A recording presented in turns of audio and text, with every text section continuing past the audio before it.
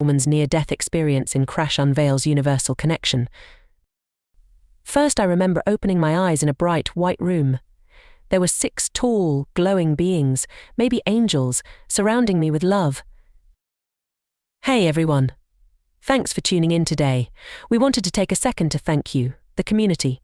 Lately we've noticed something amazing in the comments. Many of you are helping each other through grief, and it's heartwarming to see this community come together.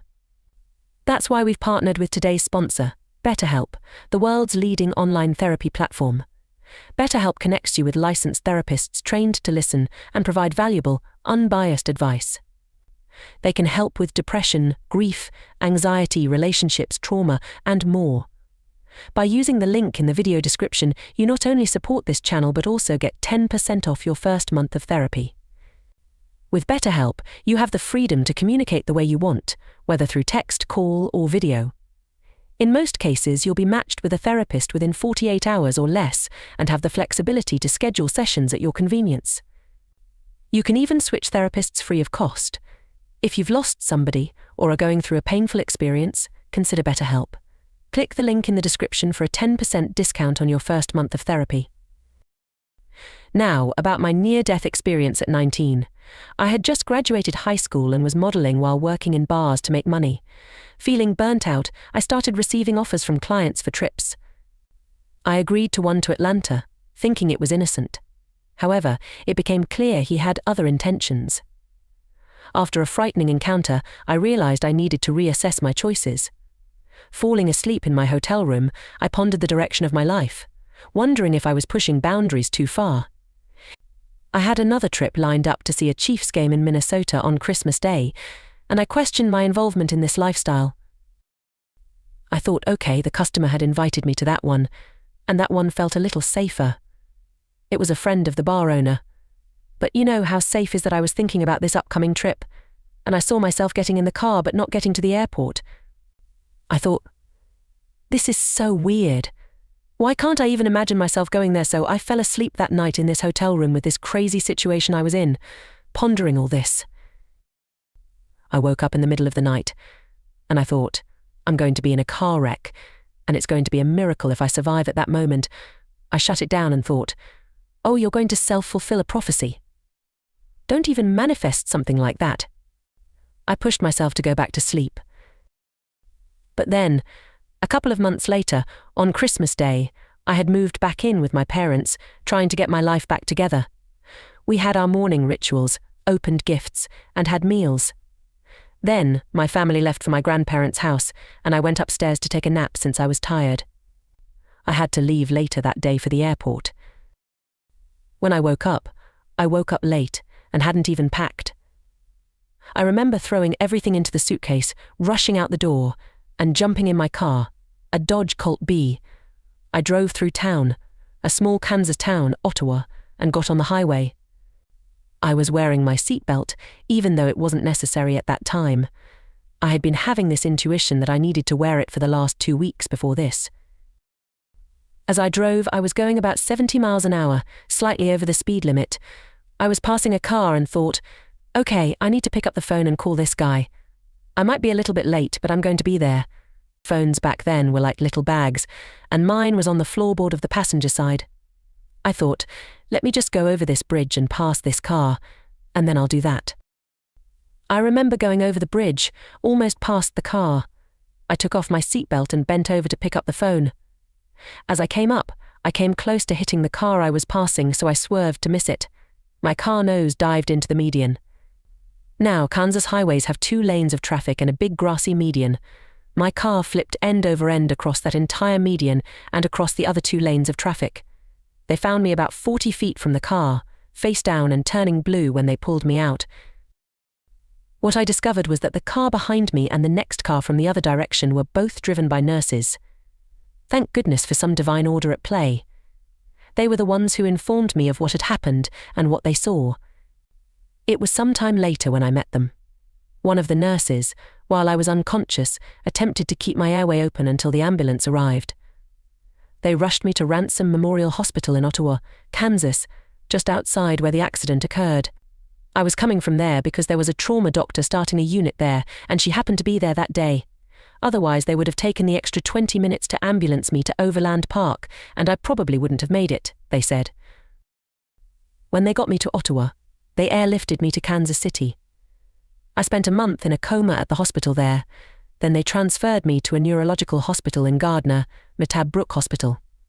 It was said that it would take 4 to 6 months for me to rehab enough to leave the hospital. They told my parents not to expect me to ever live on my own again, go back to school, or function independently. I would likely always need assistance due to my head injuries. I fractured 6 ribs, punctured a lung, ruptured my spleen, cracked my pelvis, broke my chin, and now have metal plates in my face, among other injuries. That's what happened on the physical side of things. But what I remember is first opening my eyes in a bright, white-lit room. I didn't see any people, except for 6 tall, bright white beings that glowed. Maybe they were angels. I don't recall seeing wings. They were very loving, tall and bright. They slid their hands under me, lifted me up to sit, and then I realized I was coming out of my body, standing in the room with them. It felt like real family, the kind without any baggage, where there's total love and everything's okay, unconditional. I saw how my actions and words had hurt other people, especially my friend Patrick, who wanted to be more than just my best friend. I was sassy and never gave him a chance to make it more. I saw the pain my actions had caused him and others. They showed me what I had done up to that point and what was possible from there on out. It was still possible to make things right. For a long time, I felt like I didn't have a choice, but over time I've come to understand that I did have a choice. Much of my time on the other side was spent trying to make amends for what I was experiencing there and what was happening here. I remember one instance where I was looking down on my hospital bed from the corner of the room, seeing my mum holding me, feeling her sorrow and the weight of what I had done. I had thought people would get over it, but seeing her there made me realize that some wounds don't heal. I found myself in the presence of these beings, about 12 of them, deliberating whether I should return or stay. It felt like a decision was being made about my fate. I've often felt like I had no say in the matter, like I just had to wait for their decision. They showed me how interconnected everything is. It's like looking at a city from an airplane at night, all the lights connected.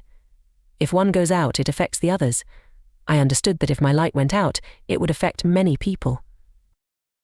Even after I emerged from the coma, my mum kept all the cards and prayergrams people had sent me. There were hundreds, maybe thousands. Each one represented someone putting energy into bringing me back. It was humbling to realize how many people cared. I saw how much my existence mattered to them, how my light affected theirs. My next memory is gradually returning to my body.